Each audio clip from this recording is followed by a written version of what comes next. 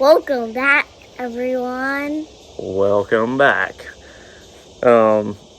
We had the opportunity to sit back down with a new friend of ours, someone we had interviewed a little while back, but we got to sit back down with him the other day to just reflect on the experience of being interviewed and being listened to.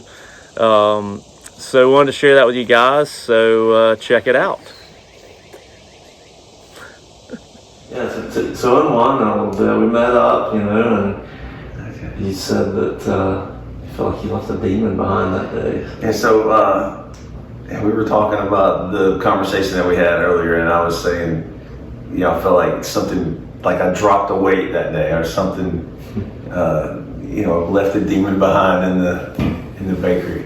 But I guess the reason for that was when I first heard about what you were doing, I didn't know that it was going to be, I didn't know what the project was, I didn't know if you were writing a book or what you're doing, but I felt a need to get that story off of me in a way that I had never been able to tell it before. And because I'm talking to a complete stranger who I don't know and I'll probably never see again, I'm like, well, I can just say whatever I want. I can be candid, I can be truthful, I can be honest, I can say stuff I've never said before. Mm-hmm. You can't sometimes when you're talking to your coworkers or your family, your loved ones, people you know, sometimes you don't want them to know the monsters that are hiding inside of you, Mm-hmm. And so it was cool just to be able to drag it all out and look at it on the table and say, this is what happened, and this is why I made some of the decisions I made, and some of those things that I said that day I've never told anybody else in my whole life.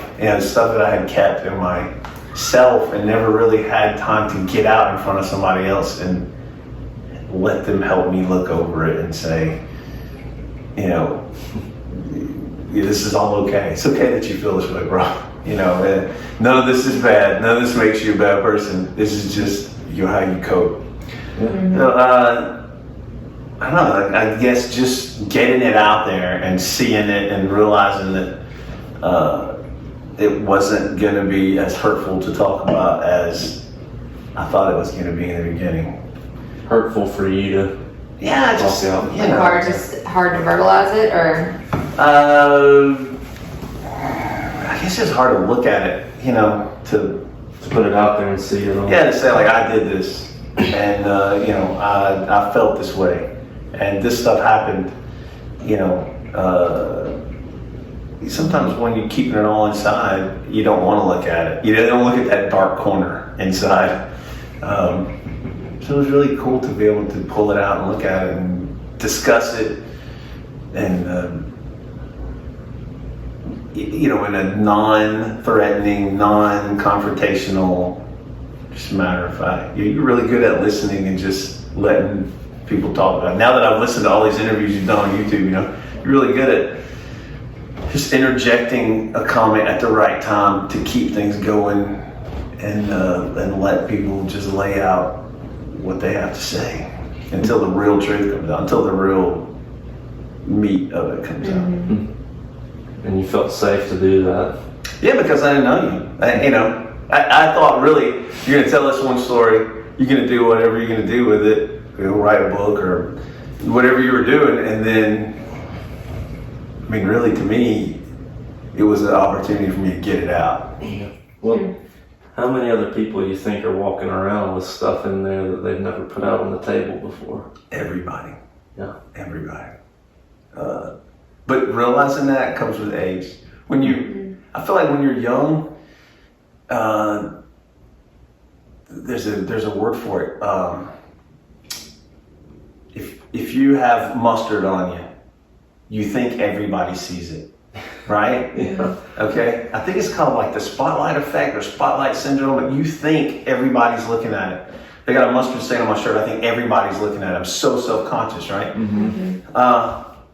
But they did a study at a university where they had this guy wear this gaudy animal print shirt. He was so embarrassed to wear it, right? And he wears it all over campus. At the end of the day, they ask everybody, did you see a guy today in this shirt? The guy's been everywhere.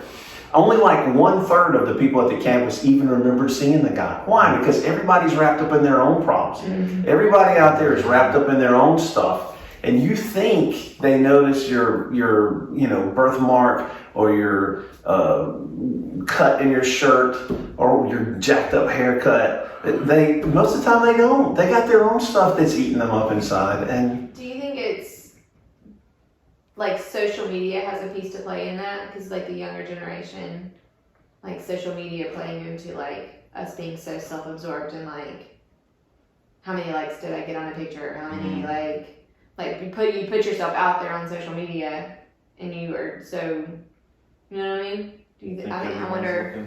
Whereas like the older we get, maybe the less, either you've had less time in social media, like as your like training years, or I don't know. And then I got a teenager and he's growing up in it. Right. I mean, I can't imagine what a different effect that's going to have on him as he grows older. The fact that, like you're saying, your whole life is already on display. So does that make you more prone to hide those dark things and never speak about them and never let them out? Because you're already on guard all the time. Don't post that picture.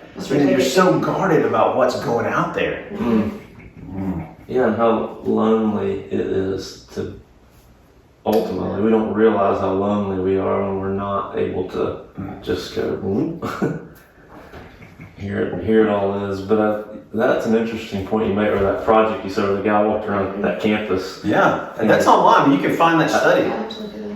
That would be interesting to see, because you're right, we have so much noise going on in here. Yeah. And we think everybody else is hearing all our noise, but they're hearing their own noise. Oh yeah, they're worried about their own thing. If we can clear it a little bit, then we're more able to be present to listen to someone else's and let it kind of come out. And well, that's a good observation. Yeah. To hear it. So I said, and so I'm constantly trying to encourage other people to do this because it has such a good effect on me. It was a good process for me. So.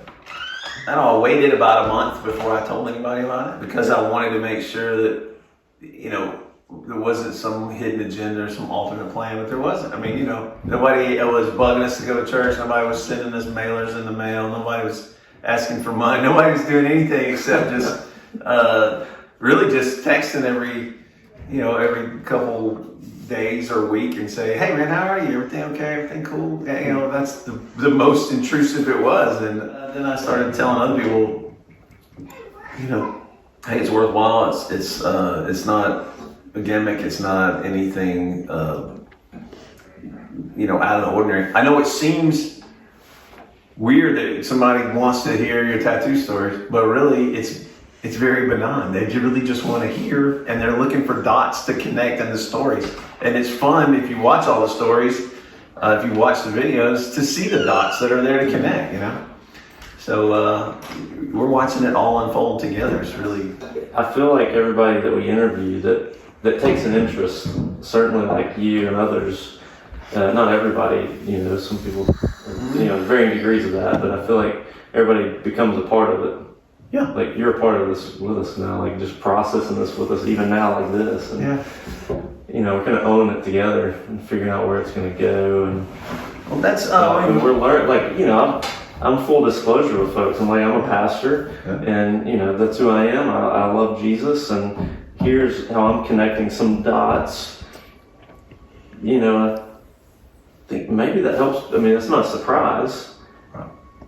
But yeah, I always tell people, I'm not recruiting for a church. Just trying to spend time with people, get to know them. We're learning. We have a lot to learn about how to connect with people out there. Right.